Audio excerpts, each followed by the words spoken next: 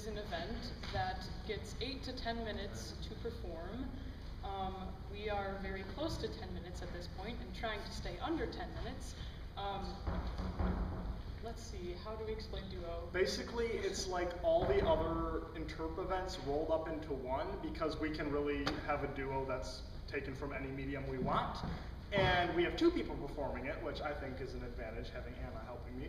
But the rule is we are not allowed to touch each other or make eye contact during the piece. So, for those of you who haven't seen a duo before, if we are looking at each other, we are looking at the same spot. So we are looking at each other right now. But we're not allowed to actually, talk to each other directly. So, it gets a little confusing, but you'll catch on eventually, I guess. Yeah, so... No.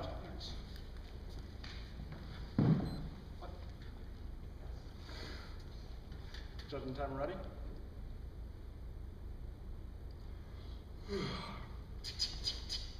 Ding! Harold Crick was a man of infinite numbers, endless calculations, and remarkably few words. Every weekday for 9 years, Harold would brush his teeth 38 times back and forth, and 38 times up and down.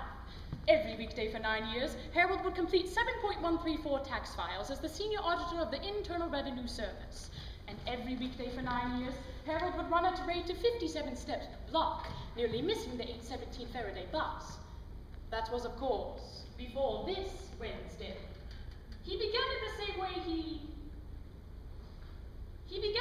way he always did, when others' minds would... Hello? Hello there.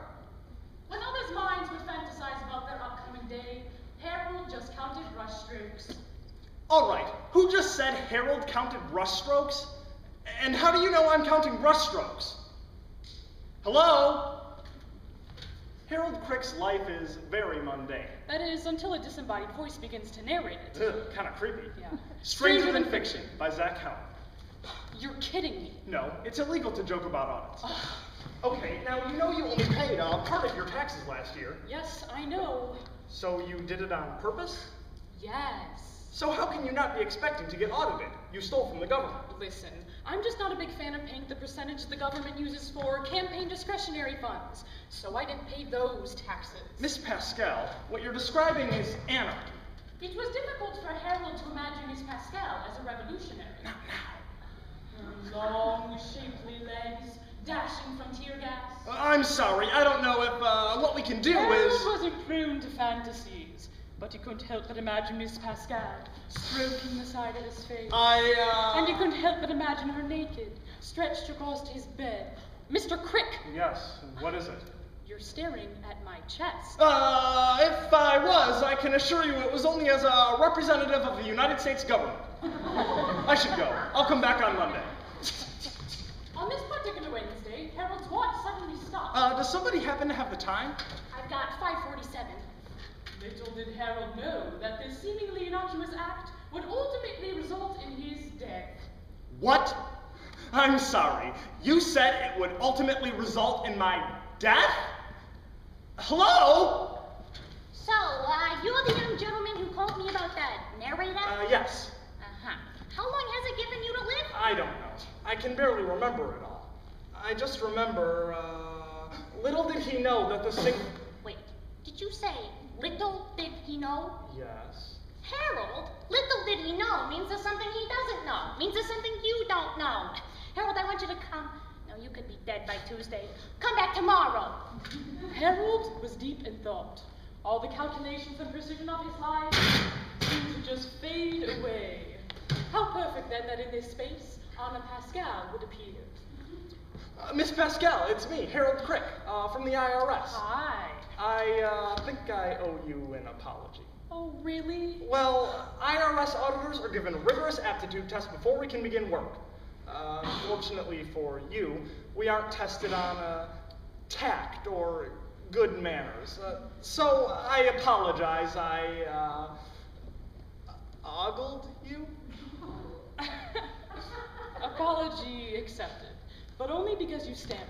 Harold quickly calculated the odds of making an ass of himself and raised the amount of time he stayed to chat. Actually, I should go. This is my stop. So how are you? I'm all right, actually. Oh, well, excellent.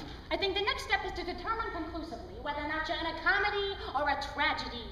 What? Comedy, you get hitched. Tragedy, you die. Oh, great.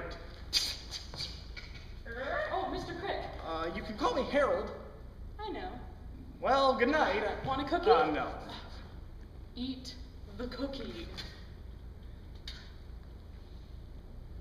Wow, that's a really good, cookie. Now, I should go. Thanks again for the cookie. Why don't you take the rest? I would, but I can't. See, it constitutes a gift, and we're not allowed to. Tell you what, I'll purchase them. What? No, that's... Never mind. But I really... No. Go home. I'm in a tragedy. Then I humbly suggest you forget all this and just go live your life. However long you have left, you can use it to have an adventure. Harold, you could eat nothing but pancakes if you wanted. I don't want to eat nothing but pancakes. I want to live. Who in their right mind, in a choice between pancakes and living, chooses pancakes? Mr. Crick? Hi. Hi. Hi. I'm glad I caught you. I wanted to bring you these. I brought you flowers. So you're not allowed to accept gifts, but you can give them? Listen, about the cookies. Seems a little inconsistent, doesn't it, Mr. Crick? Listen, yes, it seems very inconsistent. Tell you what, I'll purchase them. No. I made a mistake. You carried these all the way here? I would have carried them anywhere. Miss Pascal, I've been odd, and I know I've been odd, and I want you. There are so many reasons, influences in my life that are telling me at times quite literally that I should ignore the common wisdom and bring you these. But I'm doing it because I want you.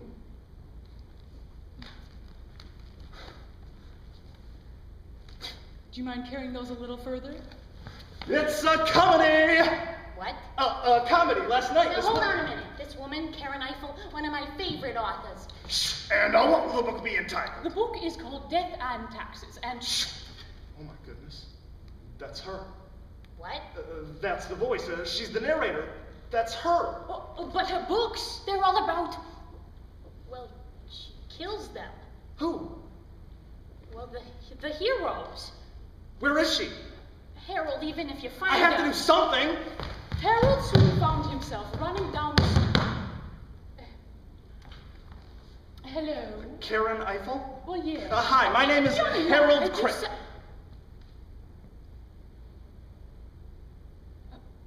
Oh, my. Occasionally, your voice would, I would hear it. Hear it? You were narrating my life. Oh, my... I had to find you. I had to ask you not to kill me. What? I mean, since now you've met me and can see I exist, you aren't going to kill me, right? Will I just... I could change. I could be someone else. I could go away. It's just... It's really bad timing. No one wants to die, Harold. But even if you avoid this death, another one is sure to find you. And I guarantee it won't be nearly as poetic or meaningful as the one she's written for you. Miss Eiffel. Harold. I just finished it. It's lovely. Harold, listen... No. I loved it. And there's only one way it can end. It's my fate. That evening, Harold went about some necessary business. I have to tell you something. Is it a secret? Sort of. I adore you.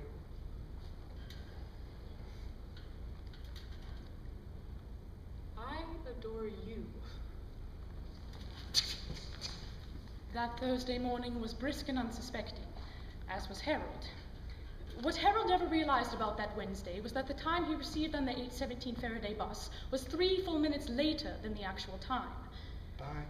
If Harold had not reset his watch to the incorrect time, he would not be at the bus stop precisely at 8:16 this particular Thursday. An otherwise ignorable fact until the unthinkable occurred. Harold Crick was...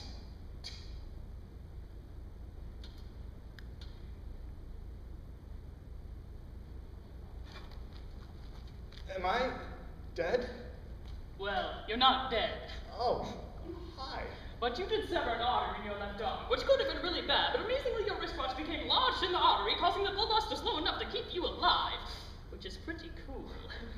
Wow. You're very lucky to be alive, Mr. Crick. Oh, Harold, I'm all right. But Harold... I'm okay. Oh, I brought you a cookie.